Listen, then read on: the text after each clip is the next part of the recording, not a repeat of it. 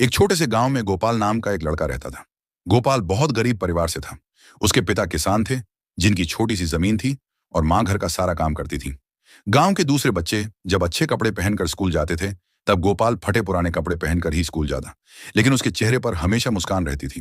गोपाल का सपना था कि वह पढ़ लिख कर अपने माता पिता का सहारा बने। वह मेहनत से पढ़ाई करता, खेतों में भी काम करता, और कभी कभी गांव के तालाब के पास बैठकर आसमान की ओर देखता। उसके दोस्तों के पास खिलौने होते, लेकिन गोपाल लकड़ी के टुकड़ों से खुद खिलौने बना लेता। एक दिन गांव में मेला लगा। सारे बच्चे खुशी खुशी अपने माता पिता के साथ मेले में गए। गोपाल भी जाना चाहता था, लेकिन उसके पिता के पास पैसे नहीं थे। मां ने समझाया कि बेटा, इस बार नहीं, अगले साल चलेंगे। गोपाल चुपचाप अपने कमरे में बैठ गया और खिड़की से उन बच्चों को देखता रहा जो रंग बिरंगे गुब्बारे और खिलौने लेकर लौट रहे थे। उसकी आंखों में आंसू थे, लेकिन उसने किसी से शिकायत नहीं की। समय बीतता गया।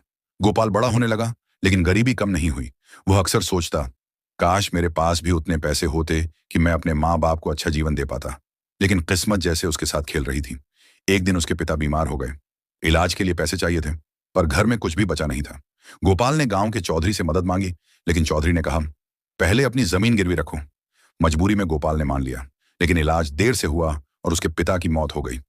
गोपाल की मां यह सदमा सहन नहीं कर सकी और कुछ ही महीनों बाद बीमार होकर चल बसी। अब गांव की गलियों में गोपाल बिल्कुल अकेला हो गया। लोग कहते थे, गोपाल बड़ा होकर जरूर कुछ बनेगा, लेकिन अंदर से वह टूट चुका था। उसकी आंखों में सपने अब भी थे, लेकिन मुस्कान गायब हो चुकी थी। गांव के बच्चे जब उसके पास आते तो वह हंसने की कोशिश करता, पर दिल से बहुत उदास रहता। गोपाल अब भी तालाब के किनारे बैठकर आसमान को देखता था। पहले वह वहां सपने देखा करता था, अब सिर्फ माँ बाप की यादों में खो जाता था। गांव के लोग उसे दया भरी नजरों से देखते, लेकिन कोई उसका दर्द नहीं समझ पाता। गोपाल की कहानी गांव में हर किसी के दिल को छू जाती थी।